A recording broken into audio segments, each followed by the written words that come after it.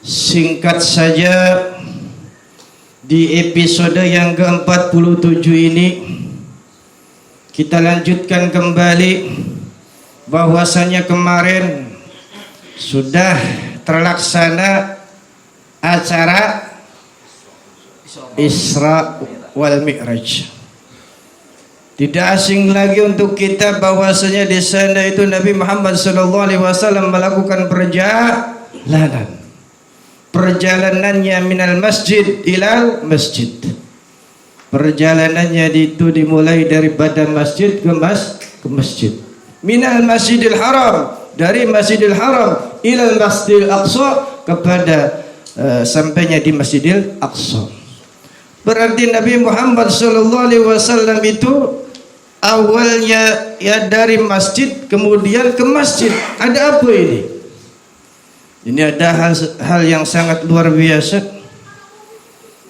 Jadi dari masjid ke masjid berarti betapa agungnya, betapa mulianya, betapa besarnya ya yang namanya pandangan masjid ya di hadapan Nabi kita Muhammad SAW. Dan memang hiburannya daripada orang-orang yang beriman itu selalu dari masjid ke masjid. Bahkan Nabi kita Muhammad SAW menganjurkan ketika setiap kali menghampiri masjid kita hormati masjid dengan solat 2 rakaat li hormatil masjid. Dan yang namanya masjid itu adalah tempat kumpulnya daripada orang-orang yang beriman. Jadi kalau kita nyari orang yang beriman di masjid. Dan ketika kita ya berada di masjid itu menjadi orang yang terdekat dengan Allah. Makanya yang namanya masjid Baitullah, rumahnya Allah Subhanahu wa taala. Nah, oleh karena daripada itu mari kita sama-sama kita bangun di dalamnya seperti adanya jamaah. Nah, maka Rasulullah SAW mendapatkan sholat, nah lebih utama itu dilakukan dengan jamaah. Ya, la tatrukunna jama'atan qad fadalat bis-sab'i wal 'ishrina min fadli ula. Artinya janganlah kalian semua la tatrukunna, janganlah kalian semua meninggalkan sholat berjamaah. Karena di dalam sholat berjamaah itu adalah ada hal yang sangat penting di dalamnya, banyak sekali. Kemudian ada peringatan bagi orang-orang yang meninggalkan sholat berjamaah. Makanya terkenal sekali hadis Nabi kita Muhammad SAW, la sholata liman. Artinya apa? Tidak sempurna sholatnya seseorang ya, yang beriman kepada Allah Subhanahu wa taala lijaril masjid. Untuk siapa? Untuk orang-orang yang dekat dengan masjid, tetangga masjid. Katakanlah 40 ke kanan, 40 ke kiri, depannya, belakang 40 rumah. Kalau seandainya bisa hadir penuh itu masjid, benar nggak? Iya. Lijaril masjid ya ditujukan kepada tetangga masjid. Ya, itu tidak sempurna ya. Bila mana sholatnya dia tidak berjamaah. Nah, makanya di sini akan dibahas tentang berjamaah. Yang tadi yang namanya sholat berjamaah bisab'i wa isrina, mulai dari daripada 25 derajat, ada yang mengatakan seperti itu, sampai ada yang 20 derajat keutamaannya daripada sholat sendirian. Nah, sholat yang berjamaah itu luar biasa. Karena apa? Di sana akan dinilai secara total.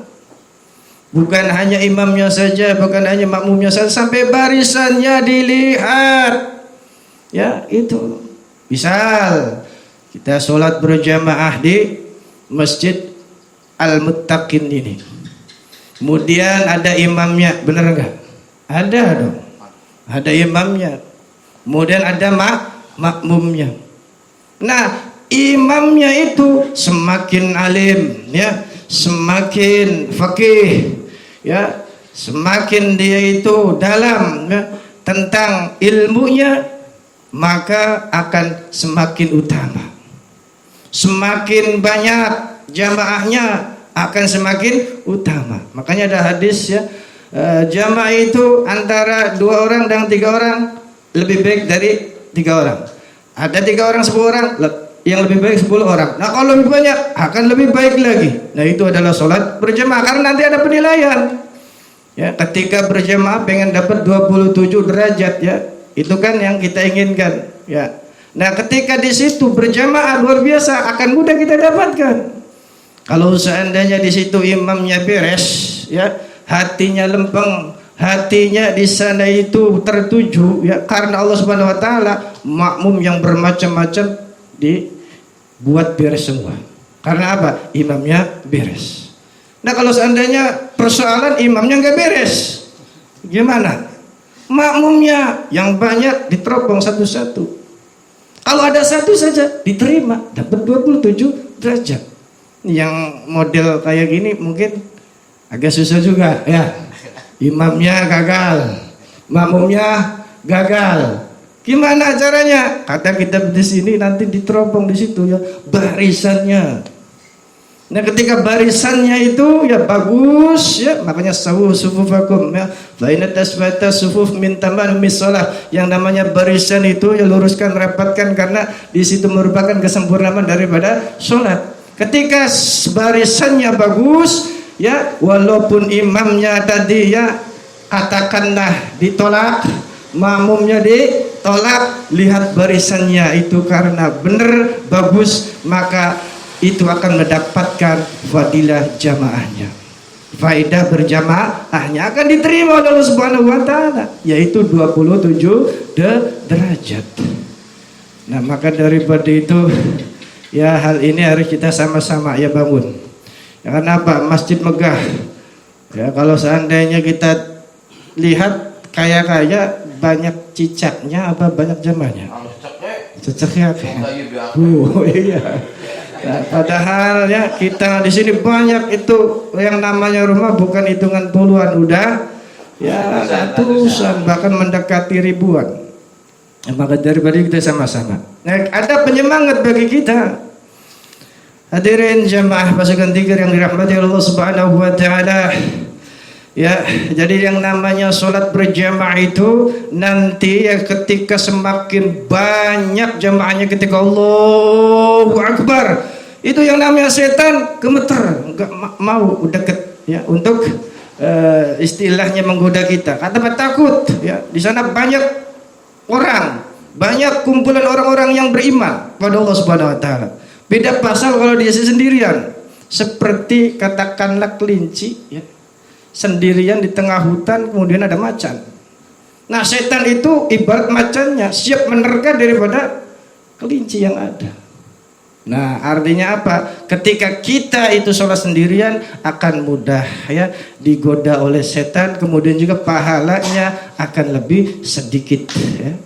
Dan bila mana kita ukur ya antara sendiri dan jamaah, jelas kefadilannya atau faedahnya, kelebihannya ada pada jamaah. Makanya al jamaatu barakatun, berjamaah itu ada keberkahan di dalamnya. Kemudian ada suatu dikisahkan di kitab ini bahwasanya tadi yang orang-orang yang berjamaah tadi ya, orang-orang yang suka berjamaah itu nanti Allah Subhanahu wa taala tampakkan nanti di surga sana. Ada yang namanya di sana itu gedung kota namanya Jalal.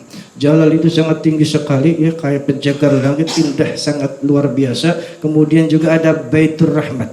Ada 2 bangunan itu, kemudian ada yang bertanya di sana, "Liman hadza ya Allah?" Untuk siapa ya gedung-gedung yang sangat indah ini? Untuk orang-orang yang sholat berjamaah. Padahal di sana keindahannya itu tidak ada ya, mata ini pernah melihat daripada keindahannya gedung tersebut, dan telinga tidak pernah ya istilah kata mendengar keindahan daripada gedung tersebut, dan hati tidak pernah merasakan betapa indahnya gedung tersebut yang disediakan oleh Allah Subhanahu wa taala untuk orang-orang yang sholat berjamaah. Hadirin jamaah pasukan zikir yang dirahmati oleh Allah Subhanahu wa taala. Kemudian ya di sini yang namanya sholat berjamaah, yang namanya kita jaga sholat insya Allah, yang namanya nanti ya buahnya sholat kita berjamaah dengan baik akan mendapatkan manfaat apa?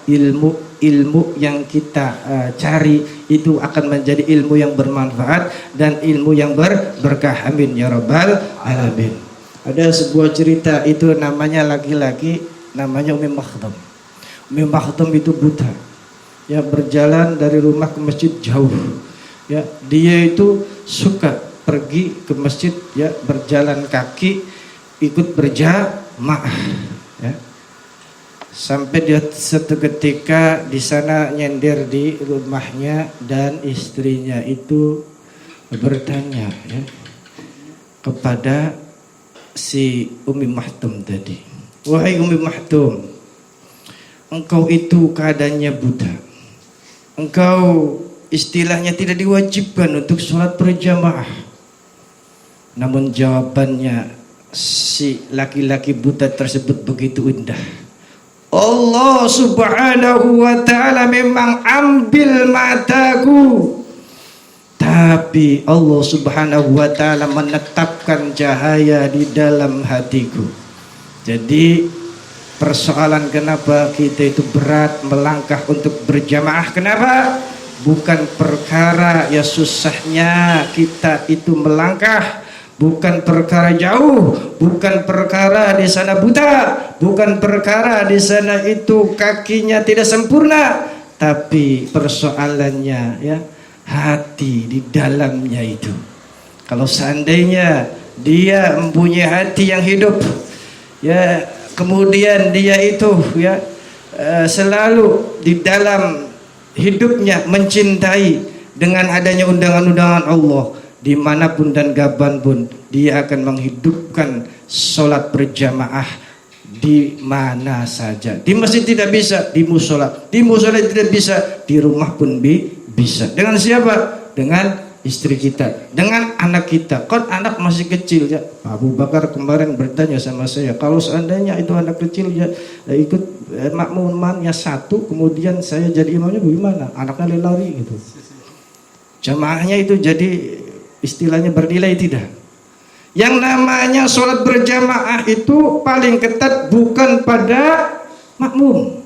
Makmum anak kecil silahkan, perempuan silahkan, banci silahkan, ya iya, tukang mabok silahkan jadi makmum, nggak masalah kalau makmum. Tapi kalau seandainya yang namanya imam baru ketat, fikih di sana ada syarat-syarat menjadi imam. Jadi kalau makmum silahkan siapa saja. Ya adapun kalau seandainya di sana anak kecilnya istilahnya lari ke sana, nama juga anak kecil.